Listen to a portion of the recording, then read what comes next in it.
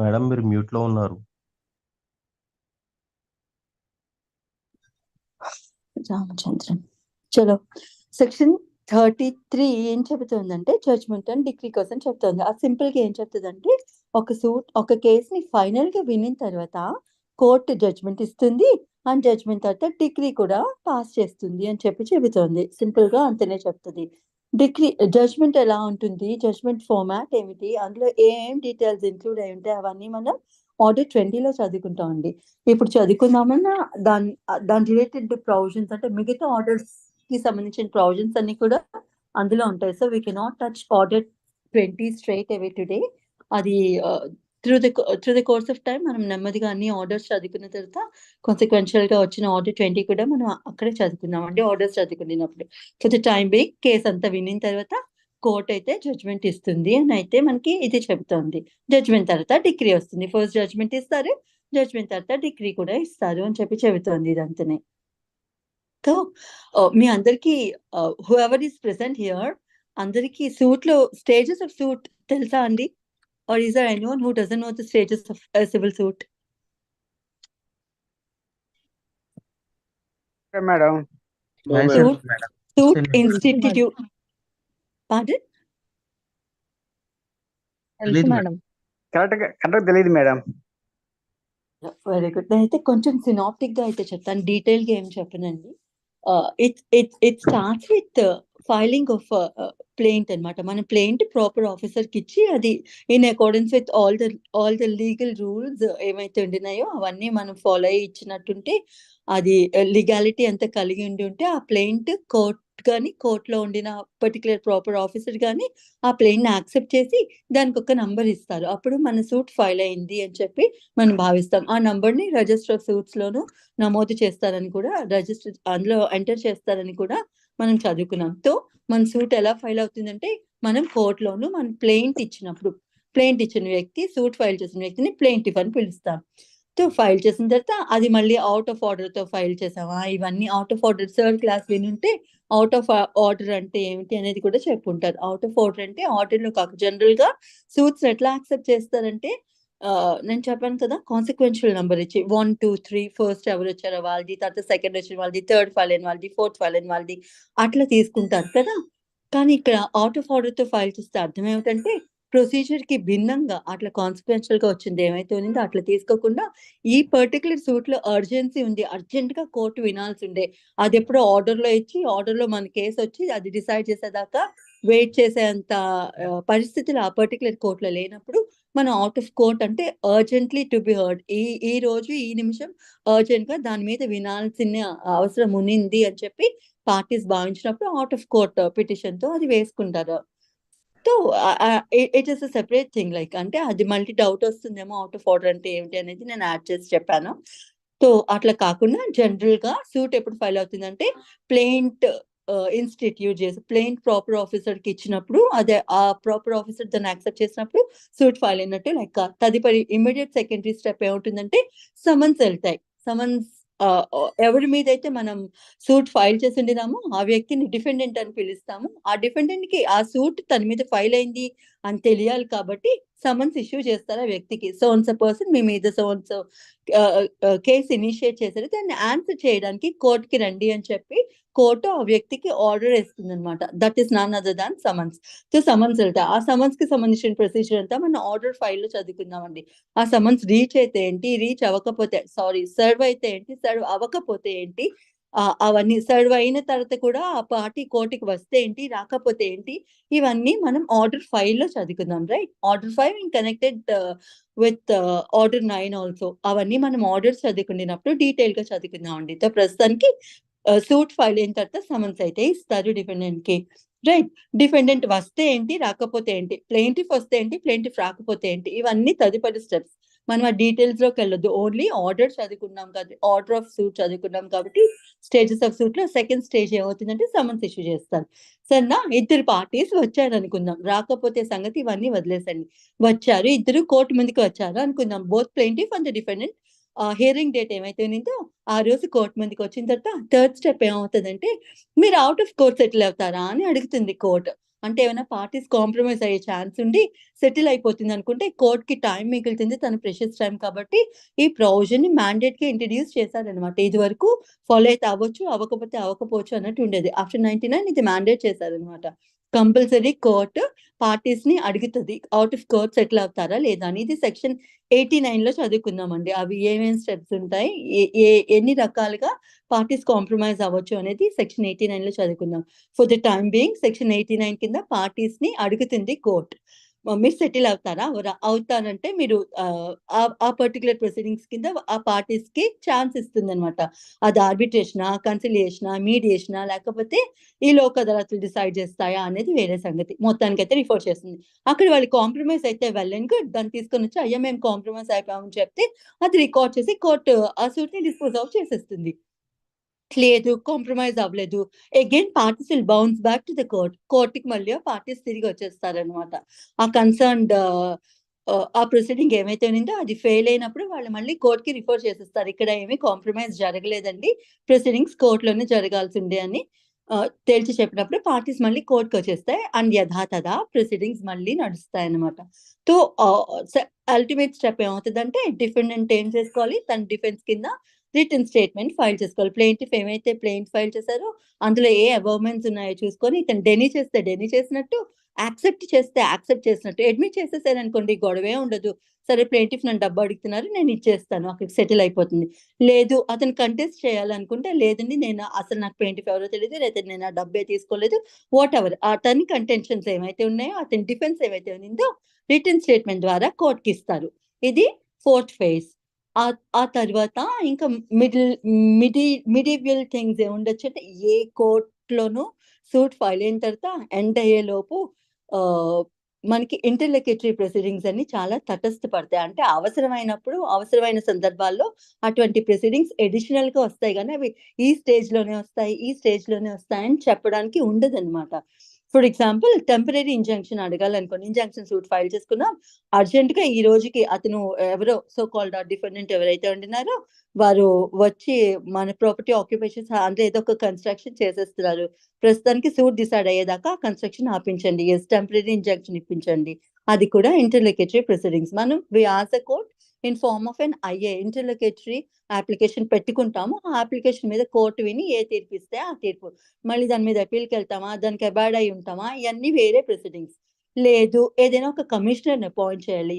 అదొక ప్రొసీడింగ్ అవుతది. లేదు అటాచ్‌మెంట్ ఆఫ్ ప్రాపర్టీ కడుగుతాం అర్జెంట్‌గా డిఫెండెంట్ ఎవరైతే ఉండినారో ఊరొదిలి ఎళ్ళిపోతున్నారో లేకపోతే అతనికుండిన ప్రాపర్టీస్ ఏవైతే ఉండినాయో అతను డిస్పోజ్ ఆఫ్ చేసేస్తున్నారని భయపడుతున్నప్పుడు ప్లెయింటిఫ్ అటాచ్‌మెంట్ ఆఫ్ ప్రాపర్టీ అడగొచ్చు. ఇవన్నీ ఏమవుతాయంటే ఇంటర్‌లొక్యుటరీ ప్రొసీడింగ్స్ అవుతాయన్నమాట. ఐఏఎస్ ఫార్మ్‌లో మనం ఫైల్ చేసుకుంటాం అన్నమాట. ఇంటర్‌లొక్యుటరీ అప్లికేషన్ ఫైల్ చేసుకొని దాని ద్వారా ఏదైనా టెంపరరీ రిలీఫ్ కావాలి అనుకుంటే కోర్ట్‌ని మనం అడుగుతాం. అది ఏ స్టేజ్‌లో అయినా జడ్జ్‌మెంట్ వచ్చేలోపు ఏ స్టేజ్‌లో అయినా ఏమైనా అడగొచ్చు. లేదు ఒక పార్టీ చనిపోయారు సూట్ ఫైల్ అయిన తర్వాత. అప్పుడు పార్టీస్ సబ్‌స్టిట్యూట్ చేయమని మనం ఒక అప్లికేషన్ పెట్టుకుంటాం. చనిపోయిన పార్టీ బదులు వాళ్ళు లీగల్ హెయిర్స్, లీగల్ రిప్రజెంటేటివ్స్ ఎవరుంటే వాళ్ళని యాడ్ చేయమని. లేదంటే యాడింగ్ ఆఫ్ పార్టీస్ వస్తాయి. లేదా డిలీషన్ ఆఫ్ పార్టీస్ వస్తాయి. అనవసరమైన పార్టీస్ ఉన్నారు. వాళ్ళని తీసేసేయండి. లేదా అవసరమైన పార్టీని యాడ్ చేయలేదు ప్లెయింటిఫ్ వారిని యాడ్ చేయండి. ఇటువంటివి ఏమైనా ఎన్ని రకాలైన ఇంటర్‌లొక్యుటరీ ప్రొసీడింగ్స్ మనకి మధ్యలో తటస్థ పడొచ్చనమాట. సో, అవన్నీ పక్కనొదిలేస్తే రిటన్ స్టేట్మెంట్ ఫైల్ చేసిన తర్వాత నెక్స్ట్ ఇంపార్టెంట్ స్టెప్ ఏమవుతదంటే ఇష్యూస్ ఫ్రేమ్ చేస్తుంది కోర్ట్. ఇష్యూస్ అంటే ప్లెయింటిఫ్ ఏం చెప్పారో వింటుంది.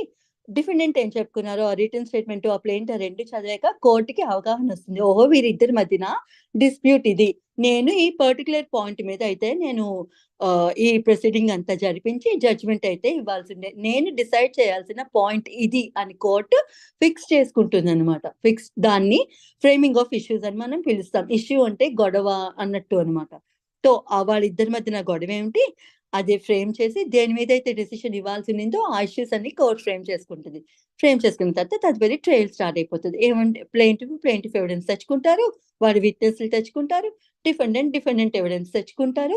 ఆహ్, ఇవ్ ఇ ఇంతనేనా అనుకుంటే నో. మనకి మధ్యలో బోలెడు ఆర్డర్స్ ఉంటాయి. 51 ఆర్డర్స్ ఉంటున్నాయి కదా!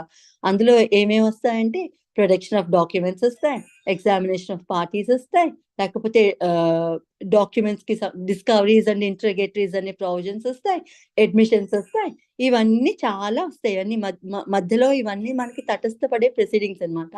అవి త్రూ ఆర్డర్స్ ఏమేమి ప్రొసీడింగ్స్ పడతాయి అవన్నీ మనం ఆర్డర్స్ చదువుకునేటప్పుడు చూద్దాం. ప్రస్తుతానికి డిఫెండెంట్ రిటర్న్ స్టేట్మెంట్ ఫైల్ చేసిన తర్వాత, ఇంకా మధ్యస్థంగా నడిచేవి ఏమైనా ఉంటే నడిచిన తర్వాత, obviously next step framing of issues frame చేస్తుంది కోర్ట్. ఇష్యూస్ ఫ్రేమ్ చేసిన తర్వాత ఎవిడెన్స్ తెచ్చుకోమని పార్టీస్ కి మళ్ళీ సమన్స్ ఇస్తుంది అనమాట. ప్లేంటిఫ్ ఎవిడెన్స్ ఇస్తారు, డిఫెండెంట్స్ విట్నెసెస్ తెచ్చుకొని వారు ఎవిడెన్స్ ఇస్తారు. ఇవన్నీ అయిపోయిన తర్వాత అల్టిమేట్ గా ఆర్గ్యుమెంట్స్ ఉంటాయి. ప్లేంటిఫ్ వారు ఆర్గ్యుమెంట్స్ చెప్తారు, డిఫెండెంట్ ఆర్గ్యుమెంట్స్ చెప్తారు. కోర్టు ఇవన్నీ వినిన తర్వాత ఫైనల్ గా ఏమొస్తుందండి, జడ్జ్మెంట్ ఇచ్చేస్తుంది. This is about complete stages of a suit. ఇది ఎంత సింపుల్ అంటే ఇంత సింపుల్ కాదు, కాంప్లికేటెడ్ అంటే కాంప్లికేటెడ్ కాదు. మనం జనరల్ గా మినిమైజ్ చేసే ప్రొసీజర్ తెలుసుకోవాలంటే ఇంతనే. కానీ ఆర్డర్స్ ప్రకారం మనం అక్కడ చదువుకోవాలంటే ఒక్కొక్క ఆర్డర్ చదువుతుండినప్పుడు ఓహో ఇటువంటి ప్రొసీడింగ్స్ అన్ని ఈ స్టేజ్ లో మనకి తటస్థపడతాయి అని అర్థమవుతాయి. సో మనం నెమ్మదిగా చదువుకుందాం ఆర్డర్స్ లో ఈ ప్రొసీడింగ్స్ అన్ని. రైట్. సో ప్రస్తుతానికి క్లుప్తంగా స్టేజెస్ ఆఫ్ సూట్ అయితే ఇదేనండి. మనం ఇవన్నీ ఎందుకు చెప్పుకున్నామంటే judgment and decree is the final stage of any proceeding కదా. ఏదైనా ఒక ప్రొసీడింగ్ లోను కానీ సూట్ లో అయితే ఆబ్వియస్ గా డిగ్రీ వస్తుంది, ఇంకేదైనా ప్రొసీడింగ్ లో అయితే జడ్జ్మెంట్ రావచ్చు, ఆర్డర్ రావచ్చు, ఇదేమైనా. So judgment and decree is the ultimate scenario of any proceeding or a suit అన్నమాట. ఇది క్లియర్ కదా? Yes, ma'am. Yes, ma'am. Hello, అది Yes, దాన్ని ma'am. ఎస్ డీటెయిల్ ప్రొసీజర్ అయితే మనం ఆర్డర్స్ చదువుకునేటప్పుడు చిన్నగా తెలుసుకుందాం అండి. Only for the understanding, for temporary, for the time being నేను అట్లా క్లుప్తంగా చెప్పిన అంతే. రైట్. ఇప్పుడు మనం ఆర్డర్ 34 చదువుకుందాం. జడ్జ్మెంట్ అండ్ డిగ్రీ ఇచ్చినప్పుడు అదే జడ్జ్మెంట్ లో కోర్టు ఇంట్రెస్ట్ అవార్డ్ చేస్తుంది. ఇంట్రెస్ట్ అంటే మనందరికీ తెలిసిందే. I don't think you need much description on this. కానీ ఇంట్రెస్ట్ కి ఎటిమలాజికల్ మీనింగ్ తీసుకుంటే, అంటే లీగల్ మీనింగ్ అంటూ ఏమీ ఉండదండి, ఎక్కడ డిఫైన్ చేసి లేదు. జనరల్ మీనింగ్ తీసుకుంటే ఇంట్రెస్ట్ అంటే అంటే ఇంగ్లీష్ మీనింగ్ తీసుకుంటే I have some concern towards something అని వస్తుంది. మనకి ఇక్కడ ఇంగ్లీష్ మీనింగ్ ఎటిమలాజికల్ మీనింగ్ అక్కర్లేదు కాబట్టి లీగల్ మీనింగ్ తీసుకుంటే లీగల్ మీనింగ్ ఎక్కడ పర్టికులర్ గా డిఫైన్ చేసలేదు కాబట్టి మళ్ళీ బ్లాక్స్టోన్ డిక్షనరీలో ఏ మీనింగ్ ఉందో ఆ మీనింగ్ తీసుకోండి అని చెప్పి జడ్జెస్ చెప్తారనమాట. అక్కడ ఏం రాసి ఉంటుంది అంటే జనరల్ అజంప్షన్ కింద ఇంట్రెస్ట్ అంటే ఏమిటి అంటే it is compensation allowed by law to the person who has been prevented from using his money అని. తెలుగులో చెప్పాలంటే ఒక వ్యక్తి మరొక వ్యక్తి డబ్బు వాడుకునేందుకు, అంటే అతను ఎవరి డబ్బు అయితే ఉన్నిందో ఆ డబ్బు వారిని ఎంజాయ్ చేయకుండా ఎదుటి వ్యక్తి చేసినందుకు దానికి కాంపెన్సేషన్ గా ఇచ్చే డబ్బు ఏమైతే ఉన్నిందో దాన్ని ఇంట్రెస్ట్ అని భావించండి అని ఒక లీగల్ డిక్షనరీలో రాసి ఉంటది. అదే మీనింగ్ ఈ కోర్ట్స్ కూడా ఫాలో అవుతాయి అన్నమాట. ఇది ఎట్లా సింపుల్ గా ఇంకా కొంచెం ఎక్స్ప్లెయిన్ చేసి చెప్పాలంటే, ఫర్ ఎగ్జాంపుల్ ఏకి కొంచెం డబ్బు అవసరం పడుతుంది, బి దగ్గరికి వెళ్ళి డబ్బు అడుగుతారు. ఎస్, బి ఎంజాయ్ చేయాల్సిన డబ్బు ఏమైతే ఉందో సరే ఏ అడిగారు కదా అని ఇస్తారు. సో ఇచ్చిన తర్వాత ఆ డబ్బు అతను ఎంజాయ్ చేయడానికి ఇచ్చినందుకు ఇతనికి బెనిఫిషియల్ గా ఉండడానికి ఆ వడ్డీ అనేది క్లెయిమ్ చేస్తారనమాట. రైట్. ఇదైతే మనకి అందరికీ తెలిసిందే. ఇవి మనీ డిక్రీస్ లోనే వస్తుంది. లా ప్రకారం చూస్తే ఇంట్రెస్ట్ కోర్ట్ ఎప్పుడు అవార్డ్ చేస్తుందంటే మనీ డిక్రీస్ లో మాత్రమే. డబ్బుకు సంబంధించిన డిక్రీస్ సూట్స్ ఏమైతే ఉండినాయో అందులో మాత్రమే ఇంట్రెస్ట్ అలౌ చేస్తుంది కోర్ట్ అనేది అయితే మనం ఇక్కడ ఈ సెక్షన్ 34 లో చెప్తారనమాట. I'll read the section for you and then I'll explain it.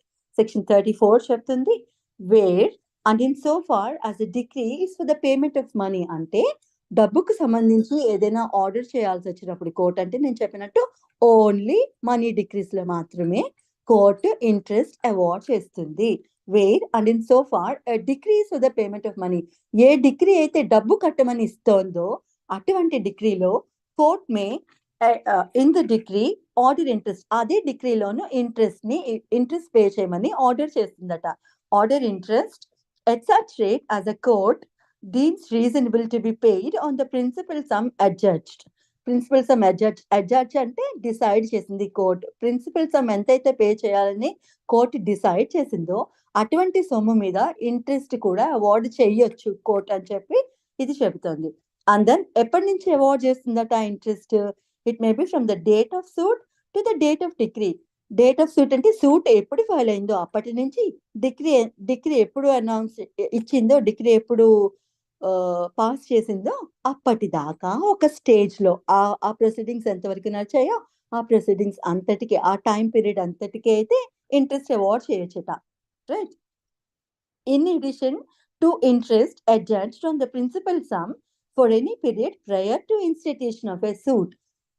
Prior to institution of a suit అంటే సూట్ ఇన్స్టిట్యూట్ చేయకముందు పార్టీ మధ్యన ఆ ట్రాన్సాక్షన్స్ జరిగినప్పుడు ఆ ట్రాన్సాక్షన్స్ పీరియడ్ లో ఎంత ఇంట్రెస్ట్ ఇన్కర్ అయిందో అంత ఇంట్రెస్ట్ కి అడిషనల్ గా ఈ ఇంట్రెస్ట్ ఇస్తుంది. ఏ interest? From the date of suit నుంచి from the date of decree దాకా ఇంట్రెస్ట్ ఇస్తుంది. సూట్ ఫైల్ అవ్వక ముందు ఎంత పీరియడ్ కి ఇవ్వాలో అంత పీరియడ్ కి ఇంట్రెస్ట్ అవార్డ్ చేయడమే కాకుండా in addition to that interest ఎప్పుడు ఇంకా అడిషనల్ గా ఇంట్రెస్ట్ ఎక్కడ ఇస్తుందట? డేట్ ఆఫ్ సూట్ ఫైల్ అయిన దగ్గర నుంచి డిగ్రీ వచ్చిన డేట్ దాకా ఎంత పీరియడ్ కి అయితే అవార్డ్ చేయాలో అంత పీరియడ్ కి అవార్డ్ చేయాలనుకుందో ఆ పీరియడ్ కి కూడా ఇస్తుందట. అది కాక ఇంకా దేనికైనా ఇస్తుందా అంటే ఎస్, దేనికి ఇస్తుంది? With further interest at such rate not exceeding 6% per annum. ఇంకా ఇట్లా ఇంట్రెస్ట్ ఈ డేట్ ఆఫ్ సూట్ దగ్గర నుంచి డేట్ ఆఫ్ రియలైజేషన్ దాకా, డేట్ ఆఫ్ డిగ్రీ దాకా ఇంట్రెస్ట్ ఇవ్వాలని భావించినప్పుడు ఎంత ఇంట్రెస్ట్ ఇవ్వచ్చట? 6% కి మించి ఇవ్వకూడదు అని చెప్పి అయితే చట్టం చెబుతోంది అనమాట. With further interest at such rate not exceeding 6% per annum as a court deems reasonable on the principal sum. See, I'll tell you, I had a confusion on this. Three stages లో అయితే court interest award చేస్తుంది 3 periods కి అయితే. First period simple గా చెప్పుకోవాలనుకుంటే before the date of suit file అవ్వక ముందు parties మధ్యన ట్రాన్సాక్షన్ ఎంత పీరియడ్ కి నడిచిందో అంత పీరియడ్ కి అయితే ఇవ్వచ్చు. కానీ అది ఎంత అనేది సెక్షన్ 34 అయితే మాట్లాడదు. బికాస్ ఆ పార్టీస్ ఎంత ఎంటర్ అయ్యారు, ఏం మాట్లాడుకున్నారో, అసలు ఇవ్వాలని ఉందో ఇవ్వకూడదని ఉందో అవన్నీ depends on the circumstances of the case. కాబట్టి ఇక్కడ పర్టికులర్ గా మెన్షన్ చేయదు, దానికి కూడా ఇస్తాను అని మెన్షన్ చేయదు, ఇస్తే ఇవ్వచ్చు అని చెప్తుంది అనమాట. So the first period is before the filing of suit. ఆ ట్రాన్సాక్షన్ పీరియడ్ ఎంత ఉంటే అంత. అది కాక ఇంకా date of filing of suit నుంచి డేట్ ఆఫ్ డిగ్రీ దాకా కూడా ఇంట్రెస్ట్ అవార్డ్ చేస్తుందంట. ఎంత ఇంట్రెస్ట్ ఇస్తుంది అంటే ఎంత ఫీజబుల్, ఎంత రీజనబుల్ అని కోర్టు భావిస్తుందో అంత అయితే కోర్టు ఆ పీరియడ్ కి అయితే ఇస్తుందట. రైట్. అది కాక ఇంకా అడిషనల్ గా ఏమైనా ఇంట్రెస్ట్ ఇస్తుందా అంటే ఎస్, ఇవ్వచ్చు. From the date of decree till the date of realisation. Decree వచ్చేసినంత మాత్రాన జడ్జ్మెంట్ అటార్ ఎవరైతే ఉండినారో ఆ డిగ్రీకి అబాయిడ్ అయి ఉండి వెంటనే పే చేసేయాలని లేదు కదా.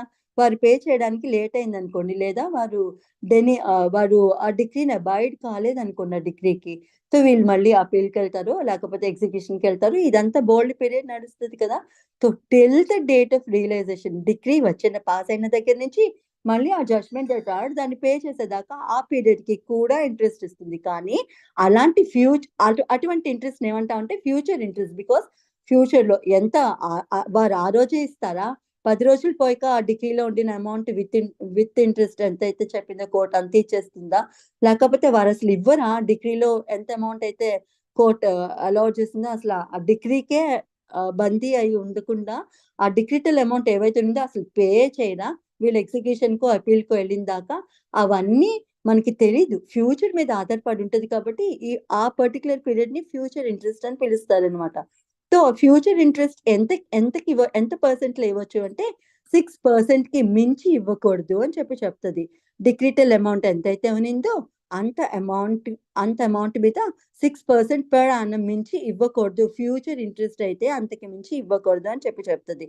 So three stages of suit లో ఇంట్రెస్ట్ ఎంత పడుతుంది అంటే ముందు పార్టీస్ కి ఎంత సూట్ ఫైల్ అవ్వక ముందు ఎంతగా ఒప్పుకున్నారో, ఎంత ఆ ప్లేంటిఫ్ డిమాండ్ చేస్తున్నారు అనేది కోర్టుకి అయితే అనవసరం. అది కూడా ప్లేంటిఫ్ ఆ సూట్ అమౌంట్ లో మెన్షన్ చేసిస్తారు కదా, నాకు ఈ పీరియడ్ కి ఈ ఒరిజినల్ అమౌంట్ ఇంతండి, వాళ్ళు ₹1,00,000 తీసుకున్నారండి, సో డేట్ లో తీసుకున్నారు, 2020లో తీసుకున్నారు, 2023 దాకా ఇంత అమౌంట్ అయిందండి, దీని మీద ఇంత ఇంట్రెస్ట్ తో కలిపి ఇప్పించండి అని చెప్పి జనరల్ గా plaintiff before the filing of suit ఎంత ఇంట్రెస్ట్ ఇన్కర్ అయిందో అందులో మెన్షన్ చేసిస్తారు.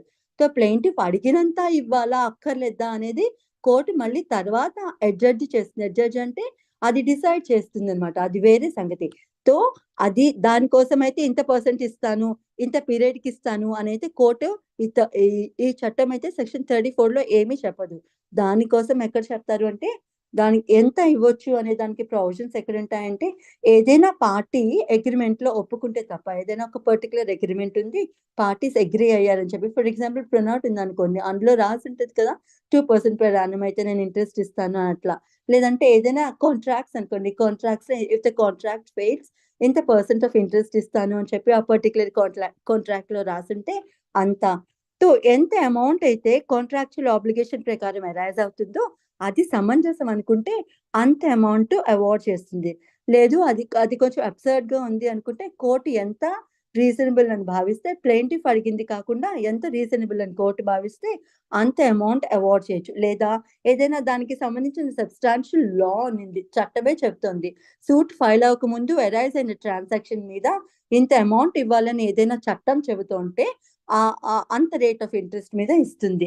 లేదు ఇవన్నీ కాదు అనుకుంటే ఇంట్రెస్ట్ యాక్ట్ అని ఒకటి ఉంటుంది. ఆ ఇంట్రెస్ట్ యాక్ట్ లో చెప్పిన ప్రొవిజన్స్ ఏమైతే ఉన్నాయో దానికి అనుగుణంగా అయితే సూట్ ఫైల్ అవ్వక ముందు పీరియడ్ ఎంత ఉన్నిందో ఆ పీరియడ్ కి ఇంట్రెస్ట్ క్యాలిక్యులేట్ చేసి కోర్ట్ అవార్డ్ చేస్తుంది. ఇది ఫస్ట్ స్టేజ్. సెకండ్ స్టేజ్ లో ఏం చెప్పుకున్నాం, సూట్ ఫైల్ అయింది, సూట్ ఫైల్ అయిన దగ్గర నుంచి డిగ్రీ వచ్చిన దాకా ఆ మీడియల్ పీరియడ్ ఏమైతే ఉన్నిందో ఆ పీరియడ్ అంతటికి ప్రిన్సిపల్ సమ్ అయితే ఎంత పే చేయాలని జడ్జ్మెంట్ డెటార్ కోర్ట్ డిసైడ్ చేస్తుందో దాని మీద ఆ పీరియడ్ కి అయితే ఇంట్రెస్ట్ కోర్ట్ అవార్డ్ చేస్తుంది. ఎంత అవార్డ్ చేస్తుంది అగైన్ అంటే ఎంత పర్సెంటేజ్ అంటే దానికి ఎంత రీజనబుల్ అని కోర్ట్ భావిస్తే అంత అమౌంట్ అయితే ఇంట్రెస్ట్, అంత పర్సెంటేజ్ అయితే ఇంట్రెస్ట్ అవార్డ్ చేస్తుంది. రెండో స్టేజ్. మూడో స్టేజ్ లో ఏం చెప్పుకున్నాం, ఫ్యూచర్ ఇంట్రెస్ట్ కోసం చెప్పుకున్నాం. డేట్ ఆఫ్ డిగ్రీ దగ్గర నుంచి డేట్ ఆఫ్ రియలైజేషన్ దాకా ఇది కూడా కోర్ట్ ఆప్షన్ అన్నమాట. ఇస్తుందా ఇవ్వదా అనేది ఆ పర్టికులర్ ఫ్యాక్ట్స్ అండ్ సిర్కమ్స్టాన్సెస్ మీద, ఆ పర్టికులర్ కోర్ట్ డెసిషన్ మీద ఆధారపడి ఉంటుంది. ఇన్ కేస్ ఇచ్చిందే అనుకో ఎంత వరకు ఇవ్వచ్చు, ఎంత పర్సెంటేజ్ ఆఫ్ ఇంట్రెస్ట్ ఇవ్వచ్చు అంటే దీని మీద అయితే సీలింగ్ ఉండే 6% కి మించి ఇవ్వకూడదు. ఎంత సమ్ అయితే ప్రిన్సిపల్ సమ్ అడ్జడ్జ్ చేసి ఉన్నిందో ఇంత అమౌంట్ అయితే డెటార్డ్ క్రెడిటార్ కి ఇవ్వాల్సిందో, లేదంటే ఇక్కడ మన కేసులో సూట్ ఆల్రెడీ డిసైడ్ అయిపోయింది కాబట్టి జడ్జ్మెంట్ డెటార్డ్ డిగ్రీ హోల్డర్ ఇవ్వాల్సిన ప్రిన్సిపల్ అమౌంట్, మెయిన్ అమౌంట్ ఏమైతే ఉన్నిందో దాని మీద from the date of decree till the date of realisation 6% లోపు ఎంతైనా అవార్డ్ చేయొచ్చు. అది 2% ఇస్తుందా, 3%, 4%, 5%, again it is up to the description of the court. కానీ 6% కి మించి అయితే ఫ్యూచర్ ఇంట్రెస్ట్ అవార్డ్ చేయకూడదు అని చెప్పి అయితే ఇందులో రాసి ఉంటుంది అనమాట. విత్ ఫర్దర్ ఇంట్రెస్ట్ అంటే it is nothing but future interest అనమాట. With further interest at such rate not exceeding 6% per annum అని చెప్పి సెక్షన్ 34 చెప్తుంది. As a court deems reasonable, మళ్ళీ 6% లోపు ఎంత రీజనబుల్ అని కోర్ట్ భావిస్తే అంత ఫ్యూచర్ ఇంట్రెస్ట్ అవార్డ్ చేస్తుంది కోర్ట్ ఆ థర్డ్ స్టేజ్ లో, right, on the principal sum from the date of decree to the date of payment or to the earlier date as a court thinks fit. Date of payment కాకుండా ఇంకేమైనా earlier date court fix చేస్తే అంటే ఇంత date లోపు principal judgement debtor ఈ amount pay చేయాల్సింది అని చెప్పి ఏదైనా పర్టికులర్ డేట్ మెన్షన్ చేస్తే ఆ డేట్ వరకు అనమాట ఎంత అమౌంట్ అవుతుందో డేట్ ఆఫ్ డిగ్రీ దగ్గర నుంచి టిల్ దట్ పర్టికులర్ డేట్ ఆ రేట్ ఆఫ్ ఇంట్రెస్ట్ కూడా కోర్ట్ పర్టికులర్ గా మెన్షన్ చేసి తీరుతుంది. అది it should not exceed 6% per annum అని చెప్పి అయితే ఈ సబ్ సెక్షన్ 1 చెబుతోంది. ఇంతవరకు క్లియర్ గా చెప్పగలిగానా అండి? అర్థమైందా అందరికి? Excellent madam. క్లియర్. చాలా ఓకే. సో ప్రొవిజో చదువుకుందాం. Proviso is always an exception, provided అని ఎక్కడ కనిపించినా సరే పైన చెప్పిన చట్టం ఏవైతే ఉందో దానికి ఇది వెసులుబాటు, సడలింపు లేదంటే ఎక్సెప్షన్ అని చెప్పి చెప్పుకోవచ్చు అనమాట. ఏం ఎక్సెప్షన్ ఇస్తున్నారు? Provided that where the liability in relation to the sum so adjudged అని ఎప్పుడు వచ్చినా సరే కోర్టు డిసైడ్ చేస్తుంది. adjudged అంటే డెసిషన్ ఆఫ్ ద కోర్ట్ అనేది తీసుకోండి, right. Provided that where the liability in relation to the sum so adjudged, అట్లా court ఏ అయితే amount judgment debtor decree holder కి పే చేయాలని రాసినిందో అటువంటి అమౌంట్ మీద had arisen out of a commercial transaction, అటువంటి ప్రిన్సిపల్ అమౌంట్ ఏమైతే ఉందో అది ఒక కమర్షియల్ ట్రాన్సాక్షన్ లోను అమౌంట్ అంటే మొత్తానికి ఈ సూట్ జనరల్ సూట్ కాదు, కమర్షియల్ ట్రాన్సాక్షన్ లోంచి అరైజ్ అయిన సూట్ అని చెప్తుంది. What are these commercial transactions అంటే దానికి తగ్గ నిర్వచనం మళ్ళీ కిందనే ఇస్తుంది, అక్కడ చదువుకుందాం. But for the time being ఇక్కడ ఏం చెప్తుంది, ఒక సూట్ కనుక కమర్షియల్ ట్రాన్సాక్షన్ లో కనుక ఇంట్రెస్ట్ అవార్డ్ చేయాల్సి వచ్చినప్పుడు 6% దాటి ఇవ్వచ్చు అని చెప్తుంది అనమాట. రైట్. పైన నిషిద్ధం ఎంతవరకు విధించింది, కోర్టుకి ఎంతవరకు అధికారం ఉంటుందని చెప్పింది. In case of all general suits future interest 6%. ఇచ్చినప్పుడు from the date of decree దగ్గర నుంచి till the date of realisation interest award చేయాల్సి వచ్చినప్పుడు 6% కి మించి ఇచ్చే అధికారం ఏ కోర్టుకి లేదు అని చెప్పి పైన చెప్పింది. కింద సడలింపు ఏంటంటే if it is a commercial transaction 6% దాటి ఎంతైనా ఇవ్వచ్చు, 6% దాటి ఇవ్వచ్చు అని చెప్తారు. మళ్ళీ ఎంతైనా అంటే మళ్ళీ 90% 80% అట్లా తీసుకోలేం కదా. కోర్టు ఎంత అమౌంట్ సమంజసం అని భావిస్తే అంత ఇస్తుంది. ఎప్పుడు సమంజసం అని భావిస్తుంది, దానికి రిలేటెడ్ గా ఏదైనా కాంట్రాక్ట్ ఆబ్వియస్లీ కాంట్రాక్ట్ లోకి ఎంటర్ అయినప్పుడు, అంత హ్యూజ్ కాంట్రాక్ట్స్ అయినప్పుడు, if it is a business contract interest definite గా వాళ్ళు మెన్షన్ చేసుకునే తీరుతారు. సో ఆ పర్టికులర్ కాంట్రాక్ట్ లోను ఆ కాంట్రాక్చువల్ ఆబ్లిగేషన్ ప్రకారం ఇంత పే చేయాలని చెప్పి వాళ్ళు ఆల్రెడీ రాసుకొని ఉంటుంటే అది అబ్సర్డ్ కాదు అని కోర్టు భావిస్తే ఎస్ మీరు ఎంత రాసుకున్నారో అంత ఇంట్రెస్ట్ అవార్డ్ చేస్తుంది. లేదు మీరు 24%, 36%, 40% రాసేస్తున్నారు అనుకోండి, అది అబ్సర్డ్ కాబట్టి చట్టం పర్మిట్ చేయదు. కాబట్టి అసర్పియస్ లోన్స్ యాక్ట్ ఇటువంటివన్నీ ఉంటాయండి.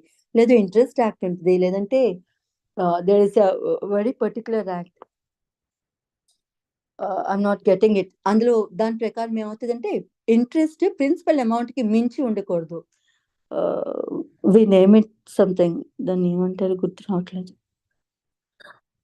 సరే, ఆ టర్మినాలజీ అయితే నాకు గుర్తు రావట్లేదండి, గుర్తొచ్చినప్పుడు చెప్తాను. సో అటువంటివి ఏమైనా సరే అలా అబ్సర్డ్ గా ఉండకుండా ఏదైనా రీజనబుల్ అమౌంట్ కనుక కాంట్రాక్ట్ లోనే మెన్షన్ చేసుకొని ఉంటే ఆ పర్సంటేజ్ ఆఫ్ ఇంట్రెస్ట్ ప్రకారం కోర్టు ఫ్యూచర్ ఇంట్రెస్ట్ ని 6% దాటి అవార్డ్ చేస్తుంది. వాళ్ళు ఫర్ ఎగ్జాంపుల్ 8% రాసుకున్నారు అనుకో, 6% దాటి 8% ఇవ్వచ్చు. Because it is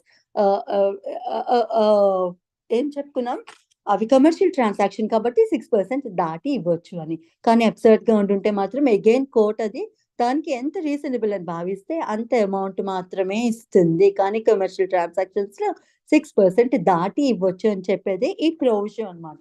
right. Provided that where the liability in relation to so adjudged has arisen out of a commercial transaction, the rate of such future interest may exceed 6% per annum but shall not exceed the contractual rate. నేను చెప్పాను కదా, parties కనుక ఏదైనా contract లో ఇంత rate of interest ప్రకారం pay చేయాలని చెప్పి రాసింటే ఆ కాంట్రాక్చువల్ ఆబ్లిగేషన్స్ ప్రకారం అందులో మెన్షన్ చేసి ఉంటే దాని ప్రకారమే ఇస్తుంది.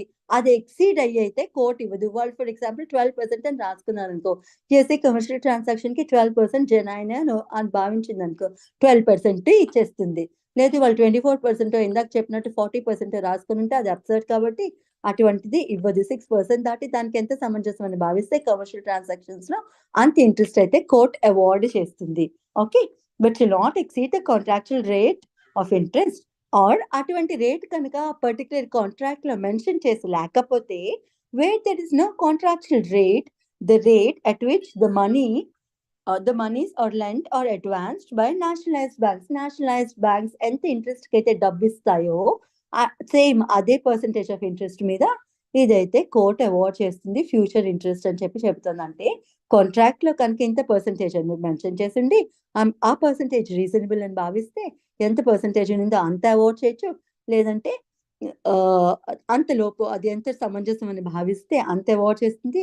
అండ్ అటువంటిదేమి ఇంత పర్సంటేజ్ ఆఫ్ ఇంట్రెస్ట్ అని చెప్పి ఆ పర్టికులర్ కాంట్రాక్ట్ లో మెన్షన్ చేసి లేకపోతే బ్యాంక్ రేట్ ఆఫ్ ఇంట్రెస్ట్ ఏమైతే ఉన్నాయో, nationalised bank rate of interest ఏమైతే ఉందో అంత ఇంట్రెస్ట్ అయితే అవార్డ్ చేస్తుంది అని చెప్పి చెప్తుంది ప్రొవిజన్లో.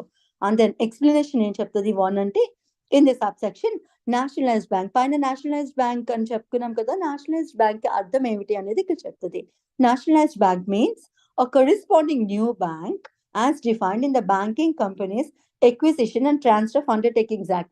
ఇది ఒక పర్టికులర్ యాక్ట్ ఉంటుంది, like banking companies acquisition and transfer of undertakings act. ఇందులో ఏమవుతుందంటే ఏం లేదండి, రెండు బ్యాంక్స్ మర్జ్ అయిపోతాయి, లేకపోతే ఒక బ్యాంక్ ఇంకొక బ్యాంక్ తో అమాల్గమేట్ అవుతుంది కదా.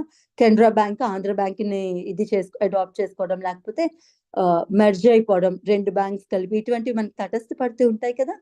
స్టేట్ బ్యాంక్ ఇంకొక బ్యాంక్ ఏదైనా ఉండుంటే అటువంటి బ్యాంక్ ని అది అడాప్ట్ చేసుకుంది అనుకోండి, ఆ బ్యాంక్ వచ్చి స్టేట్ బ్యాంక్ లో మెర్జ్ అయిపోతుంది. ఇప్పుడు ఆ బ్యాంక్ కి ఉనికి ఉండదు, ఇంకా ఆ ట్రాన్సాక్షన్స్ అన్ని స్టేట్ బ్యాంకే చూస్తుంది అనమాట. సో ఇటువంటి అమాల్గమేషన్ ఏమైనా జరిగితే ఆ కొత్త బ్యాంక్ ఏమైతే ఉన్నిందో for example State Bank, Union Bank of India, ఇది కూడా నేషనలిస్ట్ బ్యాంక్, ఇంకా ఇతరత్ర ఏదో బ్యాంక్ ఉందనుకోండి, ఆ బ్యాంక్ సమ్ ఎక్స్ బ్యాంక్ ఏదో ఒక బ్యాంక్ ని స్టేట్ బ్యాంక్ ఆఫ్ ఇండియా తనలో కలుపుకుంది అనుకోండి, మెర్జ్ అయింది అనుకోండి. స్టేట్ బ్యాంక్ ఆఫ్ హైదరాబాద్ ని కలిపారు State Bank of India.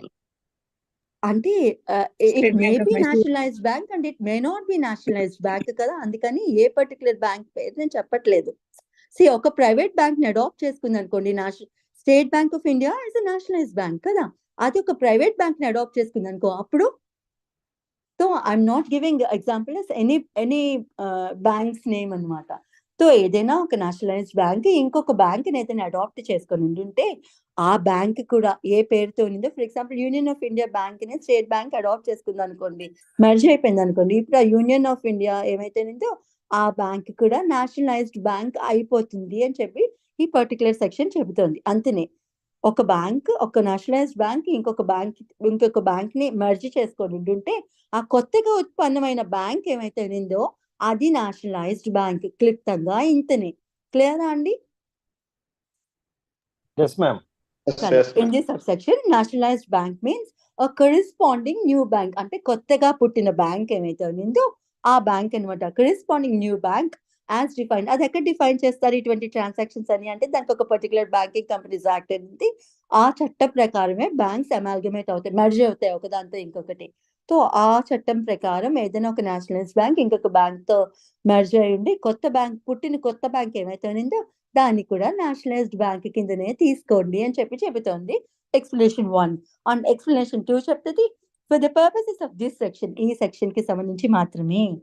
Transaction is a commercial transaction. పైన చెప్పుకున్నాం కదా కమర్షియల్ ట్రాన్సాక్షన్ అని. కమర్షియల్ ట్రాన్సాక్షన్ అంటే ఏమిటి అన్న దానికి నిర్వచనం ఇక్కడ ఇస్తుంది అనమాట. Commercial transaction is a transaction is a commercial transaction if it is connected with industry, trade or business of party incurring the liability. అంటే అది ఇండస్ట్రీకి సంబంధించి కానీ, ట్రేడ్ కి సంబంధించి కానీ, బిజినెస్ కి సంబంధించి కానీ. ఇవేంటంటే అన్ని సిమిలర్ టర్మ్స్ కదా. ఇండస్ట్రీ మనకి ఎలానో తెలుసు, ఇండస్ట్రీస్ అని పిలుస్తాం. What is as trade and business, ఈ రెండింటికి ఏమైనా తేడా ఉన్నిందా? ఊరికే సినానిమస్ గా వాడేశారంటే చట్టం ఎప్పుడు ఏది సినానిమస్ గా వాడదు. ప్రతి పదానికి అది వాడితే అక్కడ ఏదో ఒక రీజన్ ఉందని అర్థం. Trade is different from business. Trading అనుకోండి, బిజినెస్ అనుకోండి, ఓన్లీ కొని అమ్మడాలు మాత్రమే ఉంటుంది అనమాట. సారీ, దీన్ని ఎట్లా చెప్తామంటే, బిజినెస్ అంటే చాలా వైడర్ టర్మ్. బిజినెస్ అనేది చాలా వైడర్ టర్మ్. అందులోకి అన్ని బిజినెస్ రిలేటెడ్ ట్రాన్సాక్షన్స్ వచ్చేస్తుంది. కానీ ట్రేడింగ్ అంటే ఓన్లీ బయింగ్ అండ్ సెల్లింగ్ మాత్రమే వస్తుంది.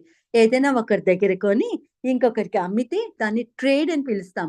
కానీ బిజినెస్ అంటే అట్లా కాదు. వాళ్ళే మ్యానుఫ్యాక్చర్ చేయొచ్చు, వాళ్ళే ఉత్పత్తి అంటే మ్యానుఫ్యాక్చరే కదా, ప్రొడక్షన్ వాళ్ళే ప్రొడ్యూస్ చేయొచ్చు, వాళ్ళే రీటైల్ గా అమ్ముకోవచ్చు, వాళ్ళే హోల్సేల్ గా అమ్ముకోవచ్చు. వాట్ ఎవర్ ఈ బిజినెస్ ట్రాన్సాక్షన్స్ ఏవైతే ఉండినాయో అన్ని, it is a wider term అనమాట. అంత బిజినెస్ ఇందులోకి. బిజినెస్ అంటే మొత్తం అన్ని బిజినెస్ ట్రాన్సాక్షన్స్ ఇందులోకి వచ్చేస్తుంది. కానీ ట్రేడ్ అంటే ఓన్లీ బయింగ్ అండ్ సెల్లింగ్ మాత్రమే వస్తుంది. సో వీటికి సంబంధించిన ఏదైనా ట్రాన్సాక్షన్ హ్యూజ్ మనీ ఇంక్లూడ్ అయి ఉండి అరైజ్ అయి ఉంటే అటువంటి ట్రాన్సాక్షన్ ని కమర్షియల్ ట్రాన్సాక్షన్ అంటారు. అంటే బిజినెస్ తో అసోసియేట్ అయిన ట్రాన్సాక్షన్ ఏమైనా అయి ఉంటే అది బిజినెస్ ట్రాన్సాక్షన్, కమర్షియల్ ట్రాన్సాక్షన్ అని చెప్పి నిర్వచిస్తుంది. అన్ని కమర్షియల్ ట్రాన్సాక్షన్స్ అవ్వక్కర్లేదు కదా. ఫర్ ఎగ్జాంపుల్ ఏ అనే వ్యక్తి బి అనే వ్యక్తికి అప్పు ఇచ్చారనుకో, it need not be his business. అనే మనీ లెండర్ కానక్కర్లేదు, ఫ్రెండ్లీ టర్మ్స్ తో అడిగుంటే ఇచ్చి ఉండొచ్చు.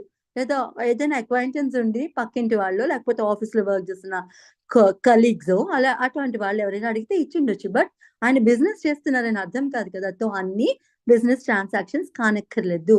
బిజినెస్ లో ఉత్పన్నమైన ట్రాన్సాక్షన్స్ ఏమైతే ఉండినాయో through the course of particular business, దాన్ని మాత్రమే కమర్షియల్ ట్రాన్సాక్షన్ కింద తీసుకుంటారు అని చెప్పి నిర్వచిస్తోంది అనమాట. ఇది explanation 2. Hope this is clear.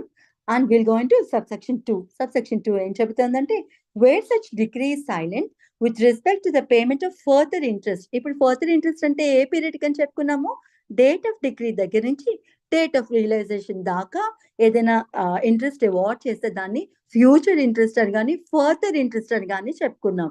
ఇవి కాక మిగతా పీరియడ్కి ఇస్తుంది కాబట్టి ఫ్యూచర్ పీరియడ్కి ఇస్తుంది కాబట్టి దాన్ని ఫర్దర్ ఇంట్రెస్ట్ అనే టర్మినాలజీతో వాడతారనమాట ఇక్కడ. సో ఫర్దర్ ఇంట్రెస్ట్ కి సంబంధించి ఇక్కడ ఏం చెబుతుంది, wear such decree silent with respect to payment of further interest. ఆ ఫర్దర్ ఇంట్రెస్ట్ ఏం కోర్ట్ మెన్షన్ చేయలేదండి. ఆల్రెడీ పార్టీ సూట్ అరైజ్ అవ్వకముందు ఇదిగో మా మధ్యన 3 years పీరియడ్ ట్రాన్సాక్షన్ అయింది, దీనికి 2% ఇంట్రెస్ట్ ఇస్తానని ఒప్పుకున్నారు. సో వారే కాంట్రాక్ట్ లో ఒప్పుకున్నారు కాబట్టి నేను సూట్ ఫైల్ చేసే నాటికి ఆ ఒరిజినల్ అమౌంట్ మీద ఎంత ఇంట్రెస్ట్ ఇన్కర్ అయింది, ఈ రెండు కలిపి నాకు ఇప్పించండి. ప్రిన్సిపల్ అమౌంట్ ఇంత, దాని మీద ఇంట్రెస్ట్ ఇంత, ఈ రెండు కలిపి నాకు ఆ వ్యక్తి దగ్గర నుంచి అమౌంట్ ఇప్పించండి అని చెప్పి సూట్ ఫైల్ చేశారు. డన్. అది సూట్ ఫైల్ అవ్వకముందు పీరియడ్ కోసం అడిగిన ఇంట్రెస్ట్. అది కాక సెకండ్ పీరియడ్ ఆఫ్ ఇంట్రెస్ట్ ఏం చెప్పుకున్నాం, సూట్ ఫైల్ అయిన దగ్గర నుంచి డిగ్రీ వచ్చేదాకా ఎంత పీరియడ్ అయితే నడుస్తుందో అంత పీరియడ్ కి కూడా ఇంట్రెస్ట్ కోర్టు అవార్డు చేయొచ్చు అని చెప్పుకున్నాం. ఎంత అవార్డ్ చేస్తుందంటే డిస్క్రిప్షన్ ఆఫ్ ద కోర్ట్ వదిలేసాం మనం. లేదు అక్కడ పర్టికులర్ కాంట్రాక్ట్ లో ఏదైనా ఎంత పర్సెంటేజ్ అని రాసుంటే ఆ కాంట్రాక్ట్ అది అబ్సర్డ్ కాదు అనుకుంటే ఆ కాంట్రాక్ట్ ప్రకారం ఆ ఇంట్రెస్ట్ ఎంత మెన్షన్ చేసిందో ఆ పర్టికులర్ ట్రాన్సాక్షన్ లోను అంత ఇంట్రెస్ట్ అయితే అవార్డ్ చేస్తుంది. రెండోది ఫ్యూచర్ ఇంట్రెస్ట్ కి వస్తే, ఫ్యూచర్ ఇంట్రెస్ట్ ఇవ్వాల్సి వస్తే 6% కి ఇస్తుంది. నార్మల్ ట్రాన్సాక్షన్స్ లో, కమర్షియల్ ట్రాన్సాక్షన్స్ అయితే 6% దాటివచ్చు అని కూడా చదువుకున్నాం.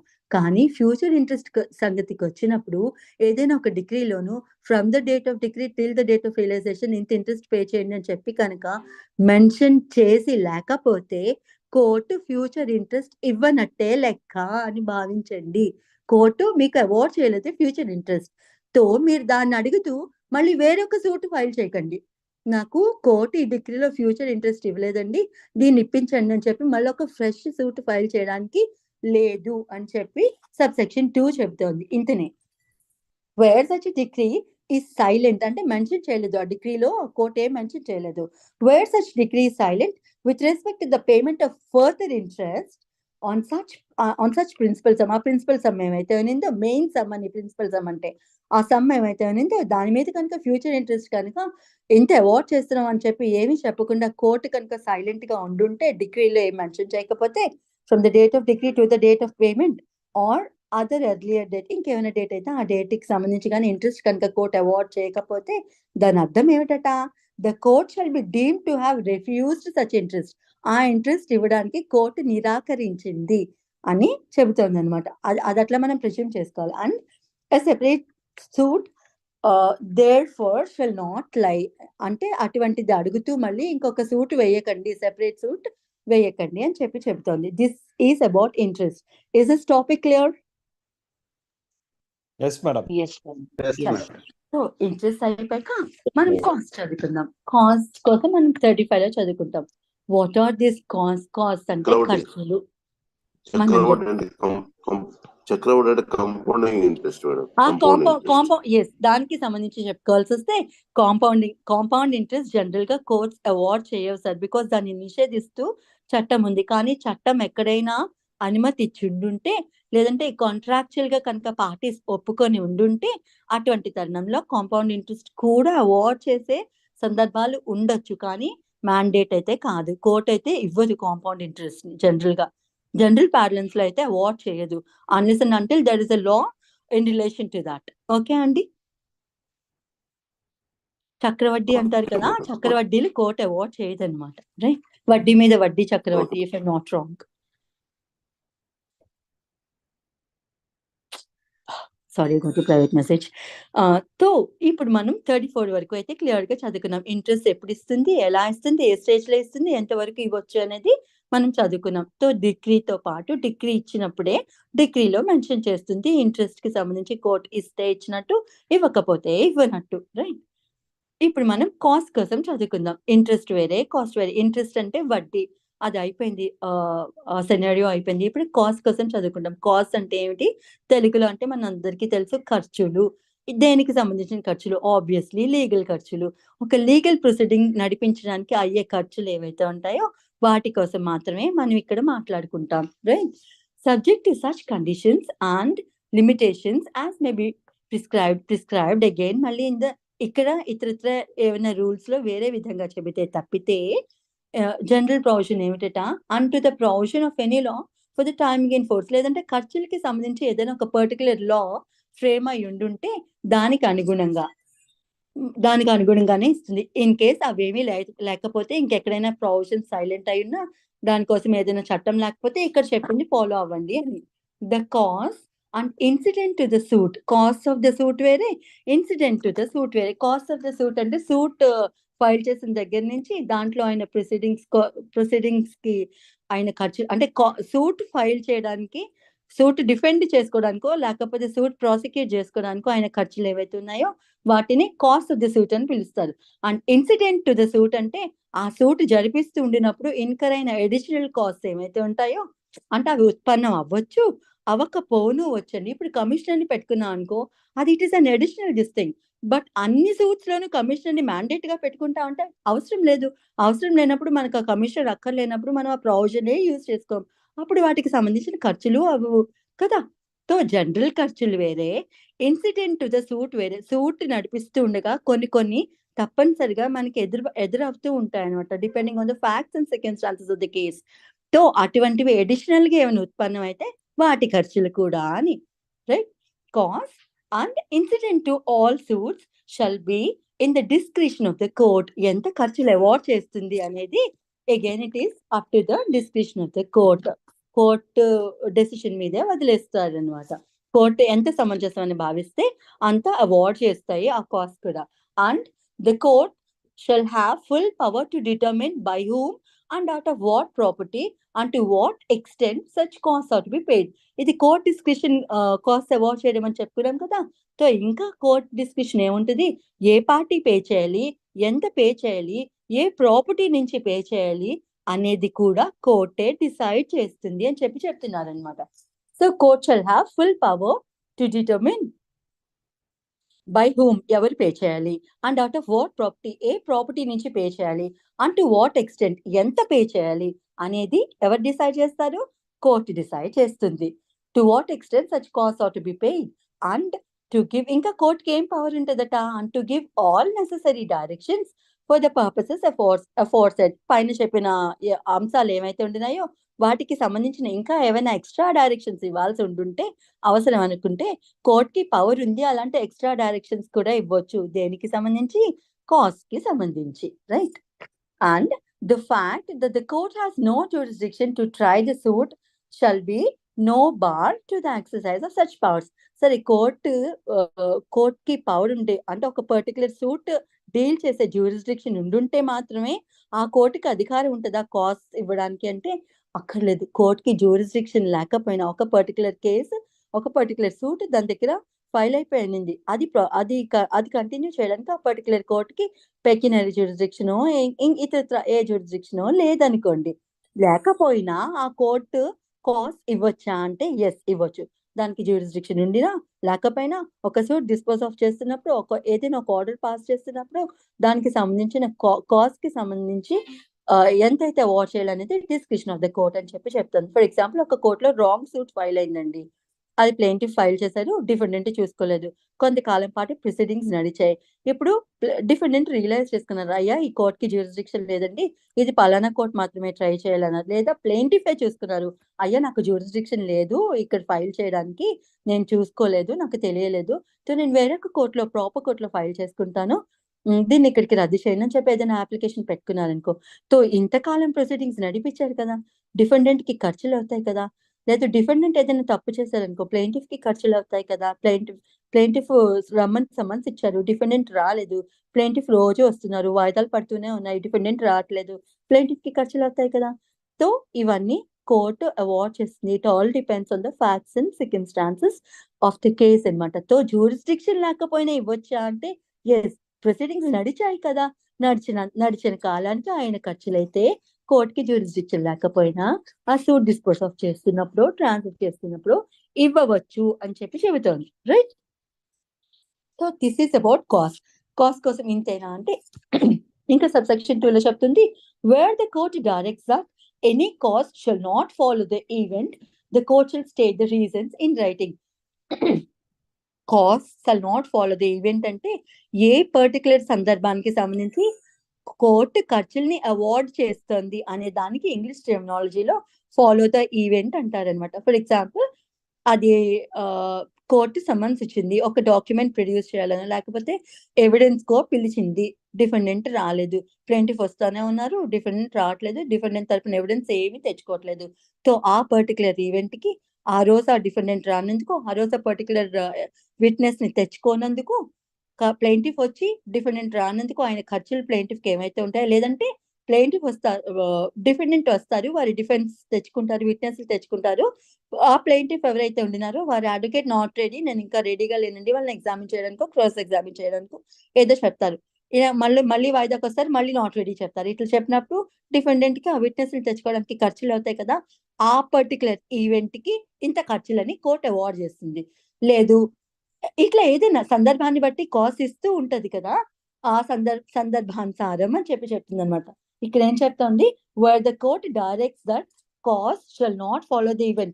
ఒక పర్టికులర్ సందర్భానికి సంబంధించి కోర్టు కనుక కాస్ట్ అవార్డ్ చేయకపోతే, అవార్డ్ చేయాల్సింది కానీ చేయలేదు, ఎందుకు చేయలేదు అనే రీజన్ అయితే కోర్టు మెన్షన్ చేసి తీరాలట. కాస్ట్ ఇవ్వకపోతే, ఇవ్వాల్సిన సందర్భాల్లో ఇవ్వకపోతే ఎందుకు ఇవ్వలేదు అనే అంశం మీద ఎక్స్ప్లెనేషన్ కోర్ట్ ఇస్తూ అక్కడైతే రీజన్ మెన్షన్ చేయాలట. And it will form record. For example, నేను చెప్పాను ఇందాక, డిఫెన్స్ విట్నెస్లు వస్తానే ఉన్నారు, డిఫెండెంట్ విట్నెస్లను తెచ్చుకుంటూనే ఉన్నారు, వాయిదా పడిన ప్రతిసారి ప్లేంటిఫ్ నాట్ రెడీ చెప్తున్నాడు క్రాస్ ఎగ్జామిన్ చేయడానికి.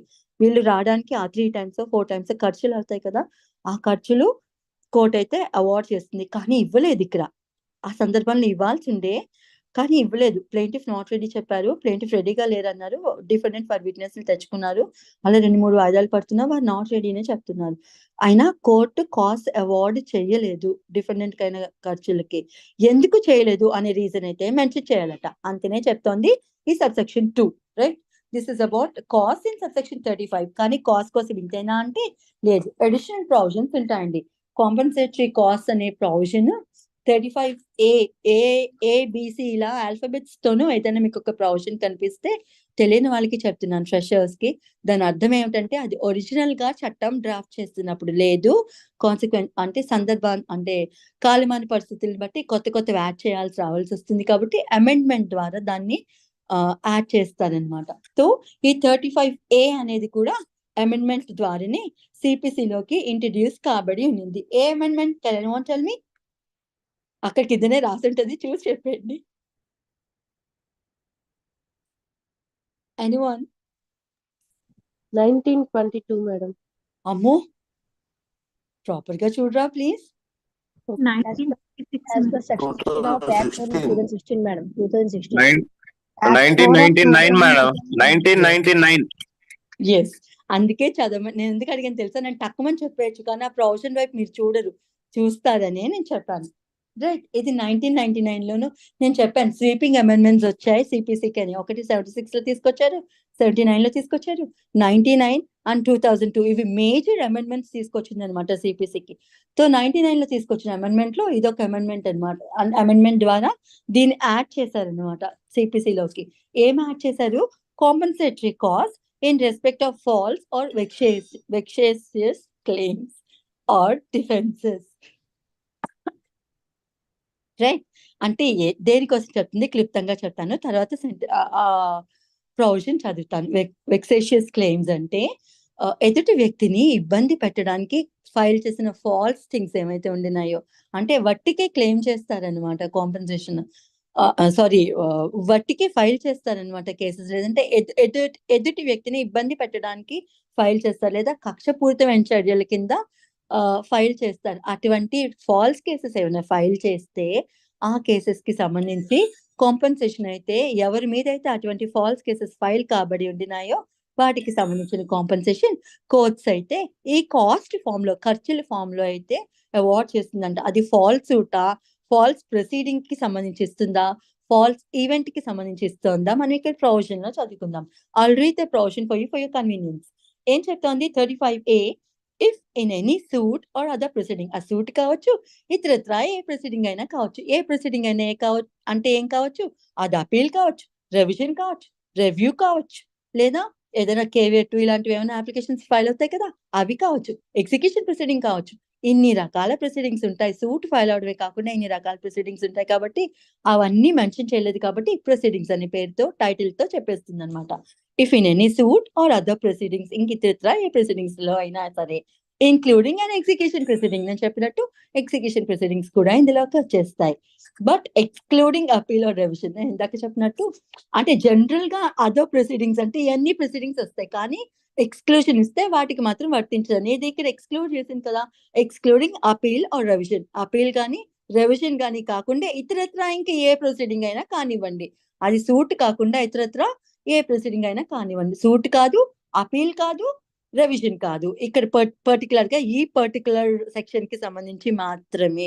ఓకే, ఈ 3 సందర్భాల్లో కాకుండా ఇతరత్ర ఇంకా ఎందులో అయినా అయితే ఏం చేస్తుందట, సారీ ఏం చెప్పాను, సూట్ ఆర్ అదర్ ప్రొసీడింగ్ అంటే అదర్ ప్రొసీడింగ్ లోకి ఎక్స్క్లూషన్ ఏమొస్తుందంటే అపీల్ కానీ రెవిజన్ కానీ రాదు, మిగతా ఏ ప్రొసీడింగ్స్ అయినా వస్తాయి, ఇంక్లూడింగ్ ఎగ్జిక్యూషన్ ప్రొసీడింగ్స్ తో. ఒక సూట్ లో కానీ ఎగ్జిక్యూషన్ ప్రొసీడింగ్ లో కానీ ఇంక ఇతరత్ర ఏ ప్రొసీడింగ్స్ లో అయినా కానీ కోర్ట్ ఏం చేస్తుందట, excluding an appeal or revision, any party objects to the claim or defense on the ground that the claim or defense or any part of it is, అంటే ఏదైనా ఒక క్లెయిమ్ కానీ, క్లెయిమ్ ఎవరు చేస్తారు, ప్లేంటిఫ్ చేస్తారు, defence ఎవరు తీసుకుంటారు, defendant తీసుకుంటారు. So either of the parties చేసిన తప్పు కోసం ఇక్కడ మాట్లాడుతున్నారు అనమాట. ప్లేంటిఫ్ ఏదైనా తప్పు క్లెయిమ్ అడిగినా, డిఫెండెంట్ ఏమైనా తప్పుగా డిఫెన్స్ తీసుకున్నా అని అర్థం అనమాట ఇక్కడ. Any party objects to the claim or defence on the ground that the claim or defense or any part of it, మొత్తం క్లెయిమ్ గానీ లేదా పార్ట్ ఆఫ్ క్లెయిమ్ గానీ పార్ట్ ఆఫ్ డిఫెన్స్ గానీ, okay, any part of it is as against the objector, ఎవరైతే object చేస్తున్నారో వారికి against గా ఉంది. అది ఎందుకు అగైనెస్ట్ గా ఉంది, అది అగైనెస్ట్ గా ఉండొచ్చు, లేదా అది ఫాల్స్ అయి ఉండొచ్చు, ఆర్ వెక్సేషియస్, కక్షపూరితమైన చర్యల్ని వెక్సేషియస్ అంటారనమాట. If it is against the objector, or if it is false, or if it is vexatious to the knowledge of the party by whom it has been put forward, ఎవరైతే అటువంటి fake claim, false claim పెడుతున్నారో, false objection పెడుతున్నారు. For example plaintiff ₹1,00,000 ఇవ్వాలండి, pronounce ఇది కూడా వెళ్తారు, అబ్బాయి నాకు అసలు ప్లేంటిఫ్ ఎవరో తెలియదండి, నేను వారి ముఖం ఎప్పుడు చూడలేదు, వారికి నేను ఏమి ఇవ్వక్కర్లేదు అని చెప్పి రాంగ్ డిఫెన్స్ తీసుకున్నారు అనుకోండి. ఎగ్జాంపుల్ చెప్పాను, again it is a layman example, అంటే డిఫెన్స్ ఏదైనా ఫేక్ డిఫెన్స్ తీసుకుంటే అని అర్థం అనమాట, రైట్. సో ఏదైనా ఒక క్లెయిమ్ కానీ ఫేక్ క్లెయిమ్ చేశారు, ఒక వ్యక్తి ఇంకొక వ్యక్తి మీద ఏదో ఒక డిఫమేషన్, రాంగ్ డిఫమేషన్ సూట్ వేశారు, అసలు అతన్ని ఎవరు డిఫేమ్ చేయలేదు, కానీ డిఫేమ్ చేసినట్టు వేరొక వ్యక్తి అతను డిఫేమ్ చేసినట్టు ₹1,00,00,000 లేదంటే ₹1,00,000 డిఫమేషన్ ఖర్చులు అడిగారు అనుకోండి. అంటే హీస్ మేకింగ్ ఈ క్లెయిమ్ అనమాట. క్లెయిమ్ కి డిఫెన్స్ కి అర్థం తెలియడానికి ఈ చిన్న చిన్న లే ఎగ్జాంపుల్స్ ఇస్తున్నాను మీకు, రైట్. సో ఏం చెప్తున్నారు, if any party objects to the claim or defence on the ground that, ఏ గ్రౌండ్ మీద ఆబ్జెక్ట్ చేస్తున్నారు వాళ్ళు, on the ground that the claim or the defence or any part of it is against the objector, ఎవరైతే object చేస్తున్నారో అది వారికి against గా ఉంది, లేదంటే ఫాల్స్ గా ఉంది, లేదంటే వెక్సేషియస్ గా, కక్షపూరితమైన క్లెయిమ్ గా కానీ కక్షపూరితమైన డిఫెన్స్ గా కానీ ఉందనుకోండి, అప్పుడు ఏం చెప్తుంది, ఏం చేయమని చెబుతుంది, vexatious to the knowledge of the party by whom it has been put, తెలిసే ఆ పార్టీ అటువంటి ఫేక్ క్లెయిమ్ కానీ వెక్సేషియస్ క్లెయిమ్ కానీ ఫేక్ డిఫెన్స్ కానీ వెక్సేషియస్ డిఫెన్స్ కానీ తీసుకుంటున్నారు ఎదుటి పార్టీకి ఇబ్బంది కలిగించడానికి.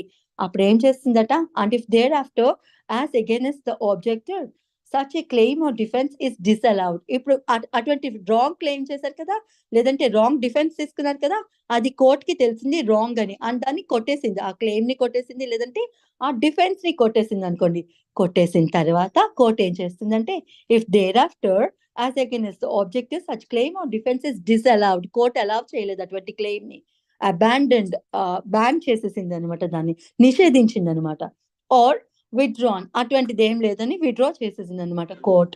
In whole or in part, మొత్తం క్లెయిమ్ ఆర్ డిఫెన్స్ కానీ పార్ట్ ఆఫ్ డిఫెన్స్ కానీ పార్ట్ ఆఫ్ క్లెయిమ్ కానీ, ఇప్పుడు ₹1,00,000 అడిగితే ₹1,00,000 కాదు 50,000 వస్తాయని చెప్పింది అనుకోండి, లేకపోతే 50,000కి డిఫెన్స్ తీసుకున్నాను అనుకోండి.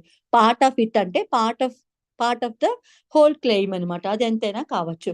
సో ఏం చెప్తుంది, అటువంటి క్లెయిమ్ ని మొత్తంగా విత్డ్రా చేసిన, డిసలవ్ చేసిన, అబాండన్ చేసిన కోర్టు తదుపరి పని ఏం చేస్తుంది కోర్ట్ అంటే, ఇఫ్ ఇట్ సో థింగ్స్, ఆ కోర్ట్ కనుక భావిస్తే, may after recording the reasons for holding such claim or defence to be false or vexatious, కోర్టుకి ఎందుకు అనిపించింది అది ఫాల్స్ అని కానీ కక్షపూరితమైన చర్య అని కానీ కోర్టుకి ఎందుకు అనిపించిందో ఆ రీజన్ రికార్డ్ చేస్తూ make an order for the payment to the ఆబ్జెక్టర్.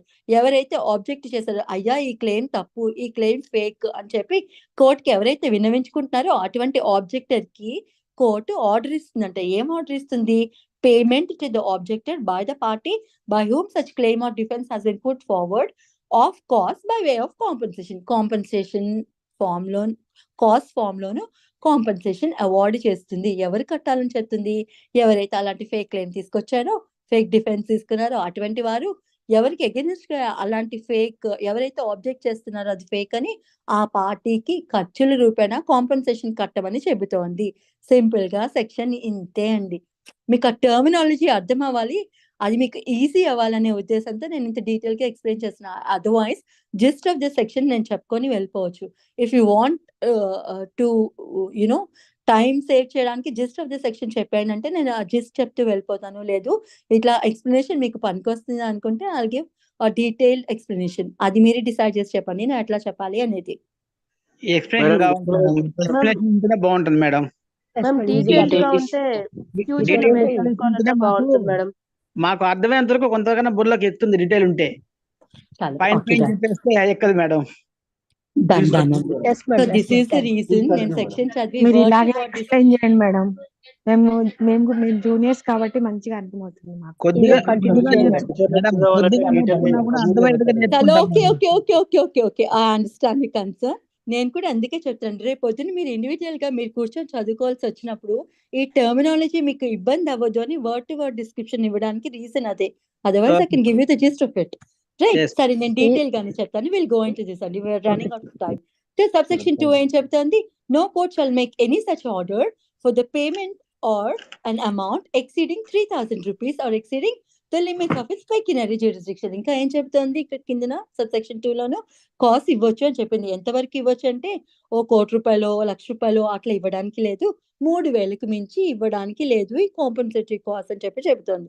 3,000 లోపు ఎంత అమౌంట్ సమంజసం అనుకుంటే అంత అమౌంట్ కోర్ట్ అయితే అవార్డ్ చేయొచ్చట. రైట్, అదొక పాయింట్. అండ్ దెన్ అట్లా 3,000 ఇష్యూ కాకుండా ఉంటుంటే కోర్టు యొక్క పెక్యునరీ లిమిట్స్ దాటి ఇవ్వకూడదు. అప్పట్లోనూ పెక్యునరీ లిమిట్స్ కోర్ట్స్ కి చాలా తక్కువ ఉంటాయండి. ఇప్పుడైతే లక్షల్లో ఉంది కాబట్టి అప్పుడైతే వందల్లో ఉండేది.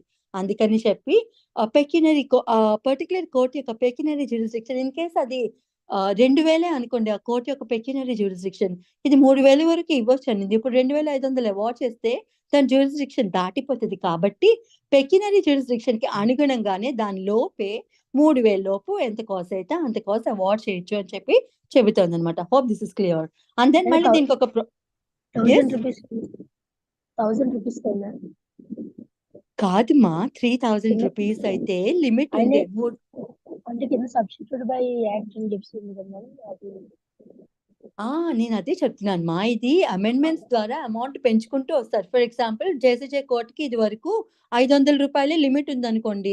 ఎప్పుడు మన చిన్నప్పుడు ఈ కోర్ట్ పెట్టినప్పుడు 1910 లోను జేసీజే లిమిట్ ఎంత ఇచ్చారు? ఒక 500 ఇచ్చారు. మళ్ళీ ఒక 5 సంవత్సరాల పైగా 1919 లోనేమో దాని లిమిట్ పెంచుకొచ్చారు. ఎందుకంటే ఒక 5,000కి పెంచాలనుకుందాం, లేదంటే సారీ ఈ ఎగ్జాంపుల్ ప్రకారం 2,000కి పెంచాలనుకుందాం, లేదు తర్వాత ఇంకొక అమెండ్మెంట్ ద్వారా 3,000 పెంచాలనుకుందాం. సో అవన్నీ అక్కడ మెన్షన్ చేసి ఉంటారు అనమాట. ప్రస్తుతానికి ఉన్న సీలింగ్ లిమిట్ ఇది వరకు ఎంత ఉండేదంటే ₹1,000 వరకు అవార్డ్ చేయొచ్చు అని చెప్పి అది ఉండేదన్నమాట. ఈ 99 అమెండ్మెంట్ ద్వారా దాని కాలానుగుణంగా డబ్బు పెరుగుతూ వస్తుంది కదా వాల్యూ, ఆ 1,000 రూపీస్ కి పెంచి 3,000 రూపీస్ చేశారనమాట. ఇప్పుడు కోర్ట్స్ అయితే 3,000 రూపీస్ దాకా ఇవ్వవచ్చు అని అర్థం అక్కడ. ఓకేనా? చలో అది. సో అంత తక్కువ అమౌంట్స్ ఎందుకు పెట్టారంటే అవి ఎప్పుడో బీసీ నాట్ కోర్ట్స్ కాబట్టి అప్పట్లో ఆ కోర్ట్స్ యొక్క పెక్యునరీ జ్యూరిస్డిక్షన్ తక్కువ ఉండేవి కాబట్టి ఆ పెక్యునరీ జ్యూరిస్డిక్షన్ చూసుకొని కోర్టు ఈ కాంపెన్సేటరీ కాస్ట్ అనేది అవార్డ్ చేయాలి అని చెప్పి చెబుతోంది అనమాట. రైట్, అది ప్రొవిజన్ లో చెప్తుంది. ఇంతేనండి. Provided the పెక్యునరీ limits of the jurisdiction of the court exercising the jurisdiction of court of small causes under the prevention small causes courts act or under a corresponding law or force of any part of India to which the said act doesn't extend and not being a court constituted under such act or less than 250 rupees, the High Court may empower such court to award as such costs under this section. ఇక్కడ simple గా ఏం చెప్తారంటే provincial small causes court, presidential small causes court ఒకటి ఉంటాయి. And వాటిని regulate చేస్తే provincial small causes courts act ఉంది, presidential small causes courts act ఉంది. అవి ఆ స్మాల్ కాజెస్ కోర్ట్ యొక్క పెక్యునరీ జ్యూరిస్డిక్షన్ ని ఆ పర్టికులర్ యాక్ట్ డిసైడ్ చేస్తుంది. అండ్ ఇక్కడ వీరు ఏం చెప్తారంటే అటువంటి స్మాల్ కాజెస్ కోర్టు జ్యూరిస్డిక్షన్ ఏదైనా 250 రూపాయలే అయ్యుండుంటే హైకోర్టు దాని లిమిట్ పెంచొచ్చు అని చెబుతుంది అనమాట. అంతనే ప్రొవిజన్, ఇది మనకి పెద్దగా ఉపయోగపడదు. So will leave this. So compensatory cost as of today ఎంతవరకు కోర్ట్స్ అవార్డ్ చేయొచ్చు అంటే ఫేక్ గానీ వెక్సేషియస్ క్లెయిమ్స్ కానీ ఉండుంటే, అది కోర్టుకి రుజువు కాబడి ఉండుంటే, ఎవరైతే అలాంటి ఫేక్ క్లెయిమ్ చేశారో వారికి పెనాల్టీ కింద కాంపెన్సేషన్ విధిస్తుంది. ఎవరైతే ఎఫెక్ట్ అయి ఉన్నారో ఆ పార్టీకి పే చేయమని. అది ఎంతవరకు అవ్వచ్చు అంటే 3,000 లోపు ఎంత సొమ్ము అయినా అలాంటి కాంపెన్సేటరీ కాస్ట్ కింద అవార్డ్ చేయొచ్చు అని చెప్తుంది 35A. సింపుల్ గా ఇంతేనండి, రైట్.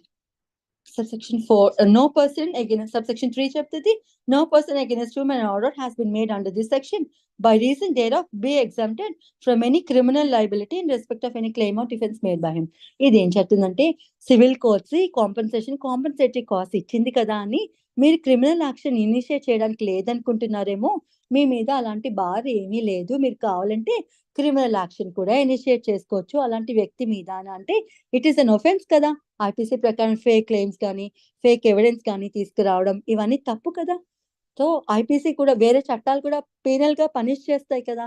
సో అటువంటి పీనల్ ప్రొవిజన్స్ ఏమైనా మీరు ఇన్వోక్ చేసుకోవాలనుకుంటే ఎస్ చేసుకోండి. ఫర్ ఎగ్జాంపుల్ డిఫమేషన్ ఉందనుకోండి, మనం సివిల్ కింద అడగాల్సి వచ్చినప్పుడు, మనం డ్యామేజెస్ అడగాల్సి వచ్చినప్పుడు సూట్ ఫైల్ చేసుకుంటాం సివిల్ కోర్టులో.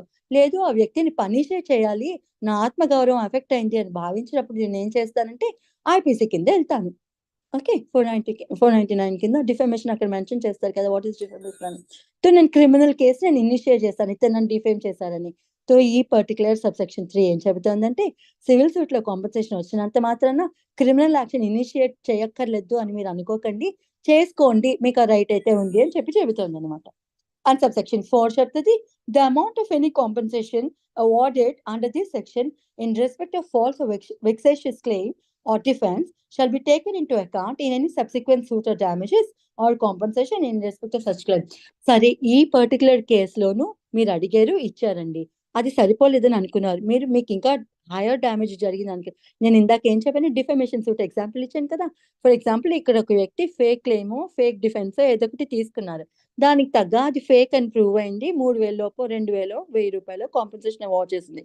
కానీ ఆ పార్టీ అగ్రీవ్ అయిన పార్టీ ఏమనుకున్నారంటే లేదు దీనికి సంబంధించి ఇంకా ప్రొసీడింగ్స్ నేను నడిపించాల్సిందే అని అనుకున్నప్పుడు వారు ఏం చేస్తారంటే వేరొక సూట్ ఫైల్ చేస్తారు. సో వేరొక సూట్ ఫైల్ చేసినప్పుడు అందులో ఏమైనా కోర్టు ఏమైనా decision, for example defamation suit file అయింది అనుకోండి, ఇక్కడ కాంపెన్సేటరీ కాస్ట్ కాకుండా వారు డిఫమేషన్ సూట్ వేసుకున్నారు, పలానా కేసులో పలానా ఫేక్ క్లెయిమ్ తీసుకొచ్చి పలానా నింద వేశాను నా మీద, నేను నా రెప్యుటేషన్ ఎఫెక్ట్ అయింది అందుకని చెప్పి నాకు డ్యామేజెస్ ఇప్పించండి అని చెప్పి డిఫమేషన్ సూట్ వేసుకున్నారు అనుకో, అందులోనూ ఒక 50,000 ఇప్పించింది అనుకోండి, కోర్టు అవార్డ్ చేసింది అనుకోండి.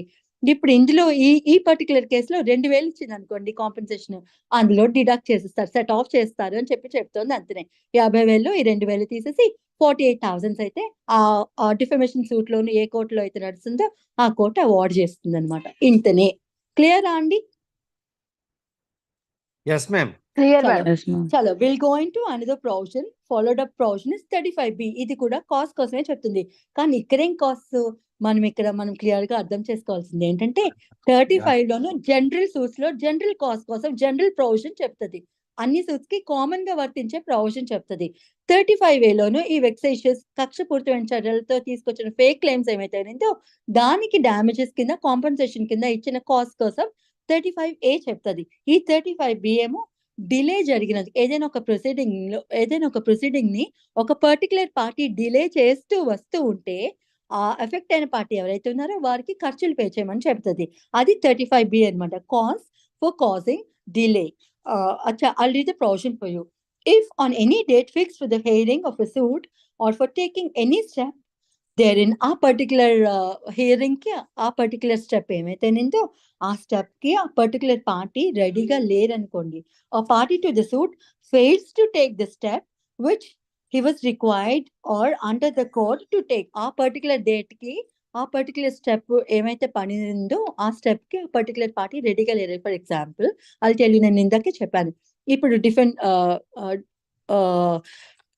Defendant evidence కొనిందండి. ప్లెయింటిఫ్ ఎవిడెన్స్ అయిపోయింది. డిఫెండెంట్ వారి ఎవిడెన్స్ తెచ్చుకోవాలి. వారు ఒక విట్నెస్‌ని తెచ్చుకున్నారు.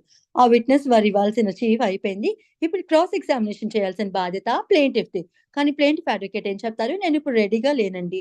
నేను ఇంకా ఏం పాయింట్స్ ఆలోచించుకోలేదని వారు లోపల అనుకున్నప్పుడు వారు ఏం చెప్తారంటే ఐయామ్ నాట్ రెడీ అని చెప్తారు. రెడీ అని చెప్పినప్పుడు ఈ డిఫెండెంట్ ఆ విట్నెస్‌ని తెచ్చుకున్నారా? ఆ విట్నెస్ కోర్ట్‌కి రావడానికి ఖర్చులయ్యాయా?